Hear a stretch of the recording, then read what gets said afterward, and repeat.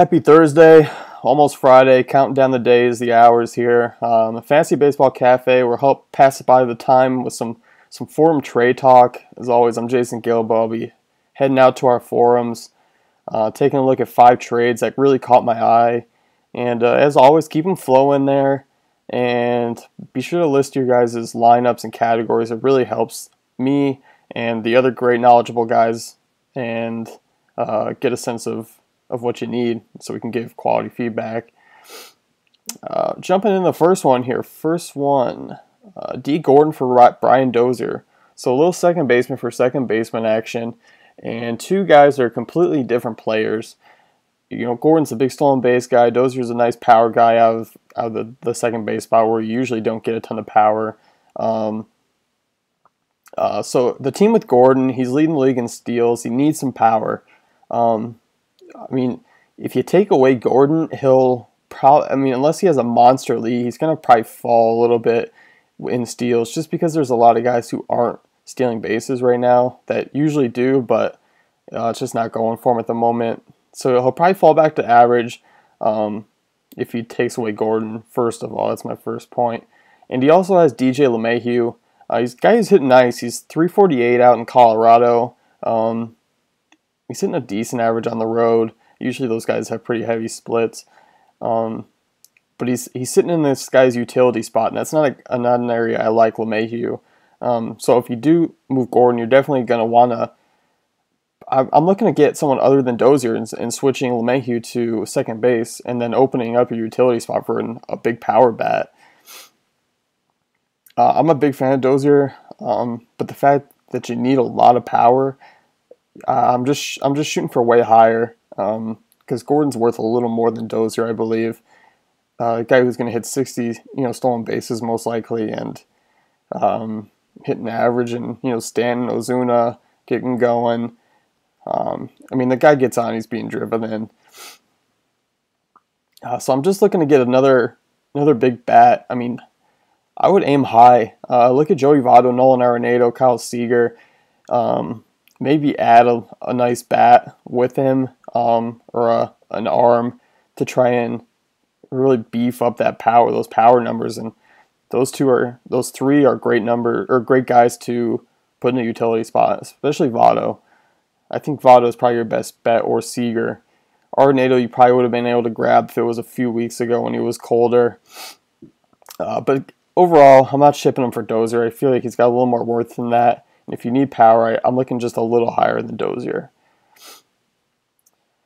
Trade number 2, it involves Julio Te Ran, who I've been telling everyone to just ship away. I don't like Te Ran. He's never pitched well on the road. He struggles against lefties. He's got a horrible ground ball rate, 36.3%, which is why he struggles on the road. Atlanta's a decent pitching park, but he just gets pounded on the road because he serves up a ton of fly balls, a ton of homers, and 5.32 FIP this season, which just shows how really awful he's been. Could have been even worse. So definitely a guy I want to ship off, but this trade doesn't work for me with him involved. It's essentially Ryan Braun and Julio Te Ran for Cole Hamels and Billy Burns. Yeah, the upgrade is there for Hamels. You want Hamels. That's a good trade target. But it's just a significant drop-off from Ryan Braun to Billy Burns. Not something I'm building on there. I would try and maybe parking another outfielder. It'll be something I need a little more for. That's pretty unfair there. So that's a quick, easy no for me. Braun's got nice numbers, 13 homers, 40 RBIs. These Milwaukee guys are just day in and day out with injuries, so it's a little concerning, but I'm sticking with Braun. And then there's another Brewer outfielder, which we'll get down to in a little bit. Taking a look at Yasiel Puig, Rafael Soriano for James Shields and Kenley Jensen. First to give you an idea of the teams, the Shields team is unbelievable because Shields is his true ace, which he's been really good this season. His ERA has been okay, but the strikeout rate's been crazy high. Obviously, he moved from AL to NL, gets a nice bonus there, pitching in Petco.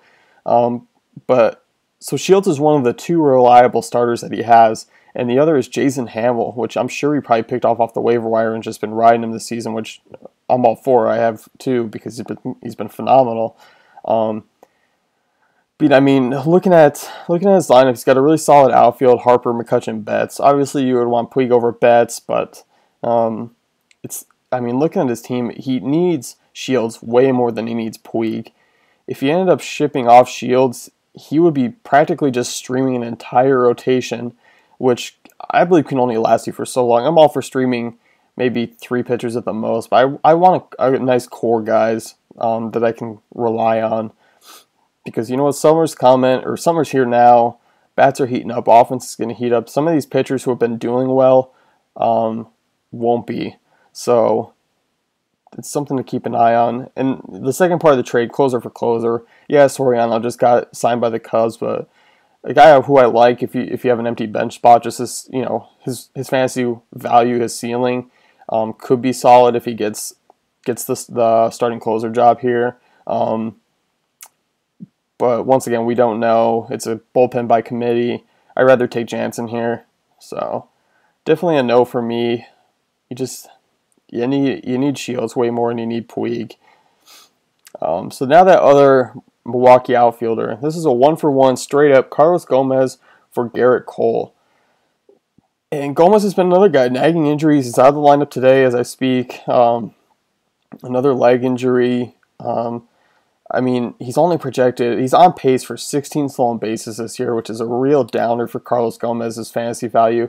And it's really because he had the groin strain or whatever it was, and he's just been in and out of the lineup. His average isn't great. His on base percentage isn't great. It's 276, 5 homers. He's hit over 300 in June, which is a good sign. But Garrett Cole is the guy I would want in this deal. I'm taking a look at the owner of Carlos Gomez's team here, and he's got a real solid, well-rounded outfield, so no problem losing Gomez, and he needs a true ace.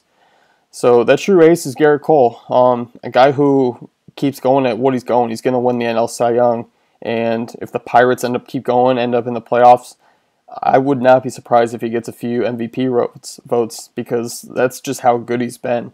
Ranks first in ERA, tied for first in wins with King Felix in the league at 9. 6th in the league in FIP. He gets to pitch in that beautiful ballpark, that pitcher's ballpark out in PNC. He's my Cy Young winner right now, and a guy who I believe is just carrying the Pirates right now. 9 wins, just day in and day out. He is just a beast on the mound. And the guy lacks a true ace, like I said, so definitely a good move. The Brewers have been an abysmal offense, so Gomez gets on. He's not really been driven in. If Braun doesn't get it done, Lynn's been okay. Ramos Ramirez has disappeared. Lucroy has not gotten going yet, even though he's missed most of the season. Gene Segura, not the ideal on base guy they had in mind. So definitely a lot of holes there, which is kind of leading to a little bit of a downside with those two. Last one here, another Cole Calhoun for Cole Hamels. Well, he's trying to ship off Cole Calhoun for one of the 3 pitchers here, which is Cole Hamels, Carlos Martinez, or Danny Salazar. It's probably going to be tough because Cole Calhoun is not having a great season. He's only hitting 269, and his WOBA's down about 30 points from 2014. I thought he would heat up a little bit here in June so far, but he's not. He's hitting only 219 in June. We've seen a lot of bats heat up over the last couple of weeks, but not Calhoun's. He's hitting, in the cleanup spot behind Pujols. He should be getting stuff to hit. I like lefties, and he's not hitting on the road, which is a little surprising. So it may be tough to get one of those 3 guys. You may have to beef up your offer, but you definitely have 3 great trade targets to work towards.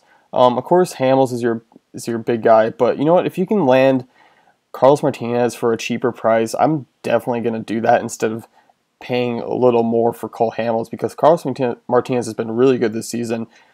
He just put in a nice quality start in Coors, which many have not done this season, and he's got a nice strikeout rate. He gets to pitch in St. Louis, which is another great pitcher's ballpark, and a guy who's leading this Cardinals team who's just been decimated by injuries so far. So definitely, I really like Carlos Martinez for the rest of the year. Danny Salazar is probably, he's a little riskier. His strikeout upside's through the roof, of course, but a guy over the last few starts we've seen kind of come back down the earth since he came in to the 2015 season. So probably try and beef up that trade, but those are definitely three guys I'm looking to trade for. So those are good targets, and well done kind of identifying those guys. So that's going to wrap it up. Those are my 5 trades for this week. Continue posting your trades in the forum at fantasybaseballcafe.com. I will always be in there giving feedback and then taking an eye, picking out 5 to talk about for the podcast here. So I will be back next week.